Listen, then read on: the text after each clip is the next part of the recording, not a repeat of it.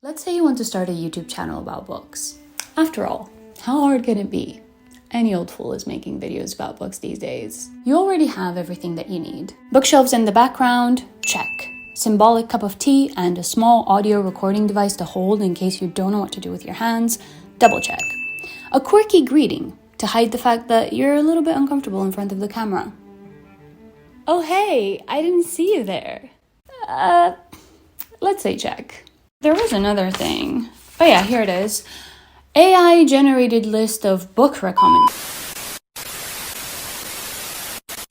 Thanks for watching my little play. I took some time off the internet recently to just rest and reset, and I came back thinking to myself, you know what the world needs more of? YouTube skits. It's okay if you disagree. This video is actually about something that I believe the world needs a little bit less of, and that is clickbaity and AI-generated book lists. There are two in particular that I would like to focus on in this video. The first one being a list that was published by Dazed magazine entitled 10 books that are dating red flags, which, despite the gender-neutral language, actually means 10 books that are dating red flags in men. So you can already get a little bit of an idea of what the online discourse surrounding this list was. So I'm only going to talk about it for a little bit before moving on to the main topic of this video. A summer 2025 reading list published by the Chicago Sun-Times, which came out a couple of weeks ago and which got people's attention because among its recommendations, it included some books that don't actually exist. It turns out that the article was not actually written by a journalist, but made in ChatGPT by a freelancer at a content production agency that the newspaper pays to produce some of its articles. Yes, you heard me correctly. Instead of paying an actual arts and culture journalist to write about arts and culture, the newspaper is contracting a content agency whose writers are either overworked or bored to tears by their assignments, or both. And so they're asking ChatGPT to do their work. I know what you're thinking. I'm looking surprisingly composed for somebody who spent hours reading incredibly frustrating clickbaity articles. How do I do it? Thank you for asking. I have been meditating using today's sponsor, Craftsy. Craftsy is your online resource for all things creative, an online community where millions of people who love crafting and DIY can find creative inspiration and advance their skills or learn completely new skills. I'm really into yoga and meditation at the moment, and I've been following along the Path to Self-Love Meditation Challenge by Maud Hurst, which is like a 10-day meditation challenge that gradually builds you up to do a full hour's meditation on day 10, which is not super easy, but I did it the other day and actually felt amazing afterwards, so highly recommend. You can find more than 2,000 classes on Craftsy covering a lot of different categories from knitting and crocheting to painting, gardening, cooking, writing, etc. The next class that I have earmarked to watch is the cake decorating with fresh flowers taught by Jenny McCoy, which I'm very excited about because I have a lot of friends and family's birthdays coming up. And I do love baking, but I've never managed to get the cake to actually look good. It tastes good, I promise, but if you want to try Craftsy, the first 1,000 people to click the link in the video description will get a full year of premium membership to Craftsy for only $1.49, valid for new members only. As I briefly mentioned earlier, at the beginning of May, the British magazine Dazed published an article titled 10 Books That Are Dating Red Flags. Reading is hot, the article reassured us. As John Waters once said, if you go home with somebody and they don't have books, don't fuck them. But what if you go home with somebody and they do have books, but the sorts of books that they have are a little questionable? What if they only read Michel Houellebecq? Should you fuck somebody who says Holden Caulfield is their idol? It goes without saying that liking Lolita does not make you a pedophile, nor does enjoying American Psycho mean you're a violent misogynist. And I suppose there are worse things a person can do than enjoy reading fiction aimed at 12-year-olds. But I do still think our literary tastes, and maybe more importantly, the way we interpret literature, can reveal a lot about our character. For example, if someone has read A Clockwork Orange as a blistering critique of the normalization of state violence, I'm more inclined to fancy them than if they've come away from it thinking that beating up old men and killing women is cool, actually. I'm obviously in no position to speak for the entire world. But I am pretty comfortable making a generalization here and saying that nobody has ever read A Clockwork Orange and thought that. Maybe if you watch the Stanley Kubrick movie adaptation and you really like the costumes and the cool makeup, I can see how the aesthetic of the film might be appealing to you. But based on my own experience, I feel like when you're reading the book, you're way more preoccupied with trying to pierce through the thick use of slang and actually understand what's going on to have any other thought than we're not supposed to like these kids. And I'm pretty sure that the people who wrote this article know this. The YouTuber Man Carrying Thing talked about this list in a recent video, and he makes a point in his video that the dazed book list is made to annoy people in the most literal sense possible. And we are able to tell this from the very self-aware way it is written. The intro to the list ends with the sentence, "Read on for our very serious list of, quote, red flag books." I think that the exact expression that Man Carrying Thing uses in his video is that the list seems to be embarrassed that it exists. And I really think that he hit the nail on the head here. The article really reads like a junior writer or a freelancer was told by their boss, "Write me something to rile up the Twitter crowds." And they did, because that's their job, but they feel a little bit cringe to be basically writing an article that could have been a tweet or a meme. Because it is a meme, actually, and if you've spent any time on the book side of social media, you will be familiar with the "if this is her or his vibe, run" meme, which is basically just people listing edgy books and movies that might suggest that something is wrong with you if they're your favorites. As many people have pointed out, there is nothing wrong with most of the books on this list. In fact, many of them are enduring literary classics, which deal with complex and sometimes dark themes and characters, and the article itself recognizes this. Most of the commentary doesn't go beyond saying, this is actually a great book, but if the person that you're on a date with identifies a little bit too much with the psychotic character in it, you should probably not see them again. Groundbreaking. It's not surprising that people were pissed off with this article because it was designed to piss people off. It reminded me of this one meme that I've seen people use whenever a publication posts articles that are so obviously trying to clickbait and start discourse. And it's just a faux headline that says, "We paid a freelancer to say a thing that you like is dog shit." I think that beyond the fact that people were annoyed by the Dazed article because it was so transparently trying to clickbait them, the reaction to this article shows that because the book community is now so large and there is so much book content out there, so many book recommendation videos, so many reading guides and lists and reviews and deep dives and tier lists that are made by readers for readers. And so if a publication wants to farm engagement by tapping into the reading community, then they really have to do it right. Otherwise, it will backfire. Over the past few years, traditional media publications have run so many articles on the shallow and performative nature of online book content. Not too long ago, Dazed itself ran an article about how BookTok was sucking the joy out of reading because instead of encouraging people to read what they want, when they want, it was increasingly pressuring users to treat reading like a competitive sport. So it's kind of amazing to read an article that defends and encourages different types of reading and which ultimately warns against this tendency we have online to turn the books that we read and the act of reading itself into content for the sake of content in a magazine which will end up producing SLOP book content not too far in the future. And despite what the average struggling lifestyle magazine would want you to believe, the online reading community is actually full of a lot of intelligent people who will call you out if the content that you're making for them doesn't meet their standards. Which is exactly what happened to the Chicago Sun-Times, a publication that is relatively large in the city. It's the second biggest, according to The Guardian, but relatively unheard of outside. And I suspect the editorial team kind of wishes that was still the case. Oh, she wants to be held. And don't we all?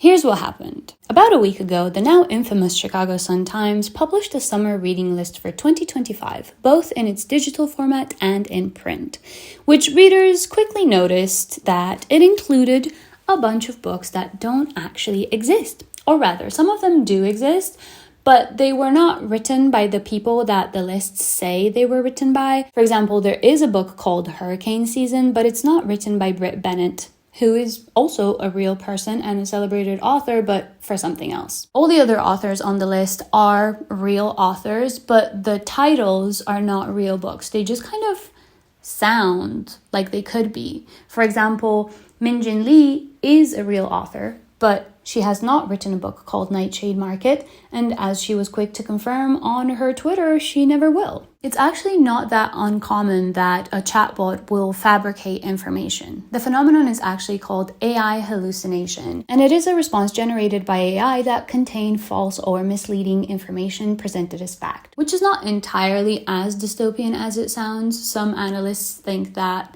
the term AI hallucination is actually a little bit too strong and it personifies AI a little bit too much. It's not that they're making up things because they don't have the ability to create. They're just mix and matching words into something that sounds plausible, which is probably why the names of the authors are existing author names and why the titles kind of sound like something that could be a book title. This situation uncovered that the Chicago Sun-Times was committing a two-layered lie of omission. It first failed to disclose that not all of its articles were produced by its own in-house editorial team.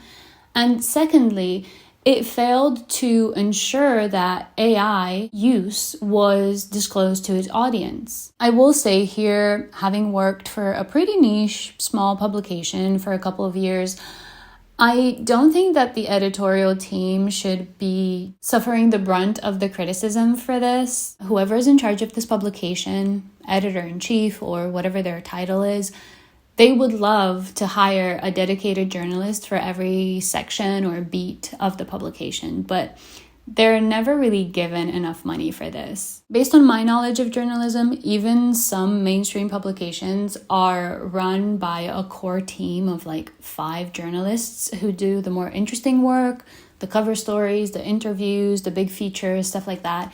And everything else is outsourced to freelancers or content agencies. That being said, I do understand why people were so outraged, and I don't necessarily think that the outrage was disproportionate, especially considering the sheer amount of people who would love to be able to curate a reading list for a print publication in their city. As many people have commented, there must be dozens of librarians, literature students, or book content creators who would have jumped at the opportunity to put together a list of books. And I agree, if the second biggest publication in London got in touch with me and asked me to create a summer reading list for them, I would do it in a heartbeat, and I would also post about it on all of my social media and redirect traffic to their website. So call me, please. Another reason that I think people were so upset about this is because there are certain unspoken rules when it comes to reading recommendations or reading lists. And one of them is that we expect a reading recommendation or a summer reading list to come from a figure of authority.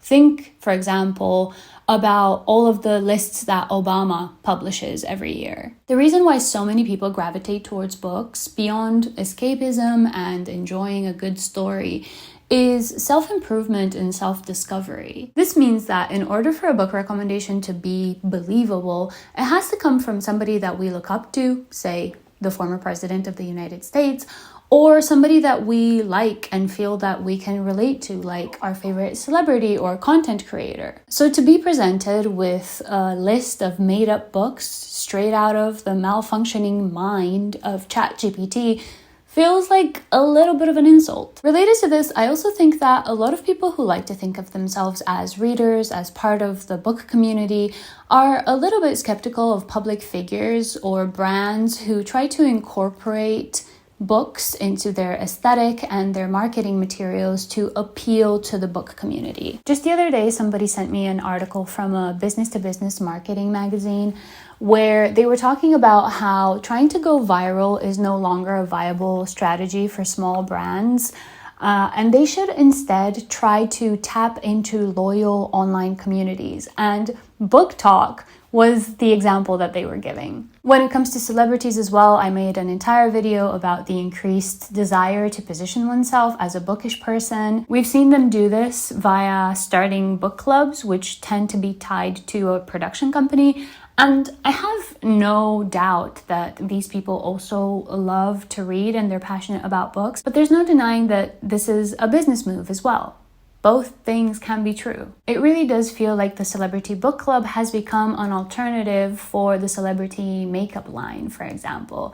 So people who are keeping up with the online book space are a little bit more skeptical when they see somebody suddenly present themselves as a reader. Is it really a coincidence that they just happen to have a copy of Don Quixote in their handbag on the very day that they were scheduled to film a What's in My Bag video with a top fashion magazine? Are we expected to believe that they don't have everything in their bag planned to the very last hair tie when they're going to film a What's in My Bag video with Vogue? In fact, Vogue recently did one of these videos with Hailey Bieber, who is their latest cover star, and the video is a very thinly veiled parody of the traditional celebrity What's in My Bag video.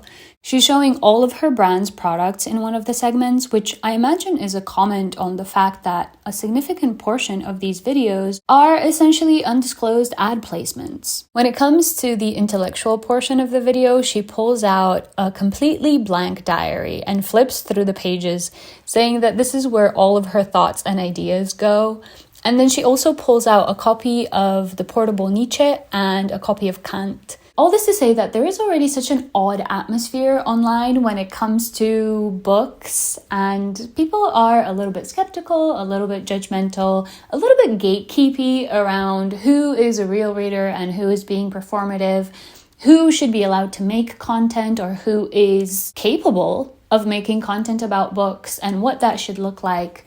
That when we are now presented with a reading list that is AI generated, a lot of people might feel vindicated. They might feel like they've been proven right. See, a lot of people and brands are pretending, feigning an interest in books, either for financial or social gain. It is understandable if some people might be going, see, I told you, people are making book content just for the sake of making content, without actually having any particular knowledge of the books which they speak about. Maybe some book content is slop.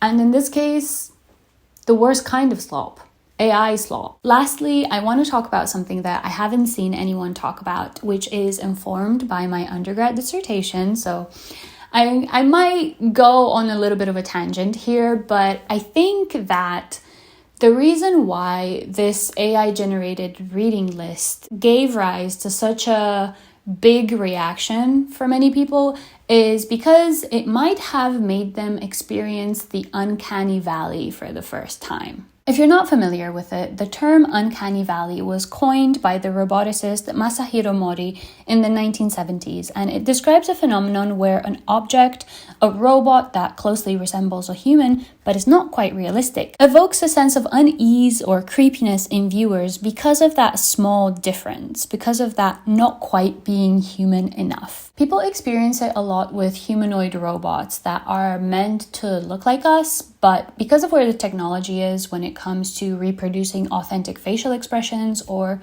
for example, hand movements, they don't quite manage to look human. I don't know exactly what the psychological mechanism is. You can read more about it in Freud and other Freudian psychoanalysts, but this sort of failure to be fully human is a little bit repulsive to us in this way of, I don't want to see it, it's creepy, put it away type of reaction. And I think that the same impulse applies to this reading list. A reading recommendation is a uniquely human thing. So the thought of an AI-generated list already feels like a little bit of an aberration.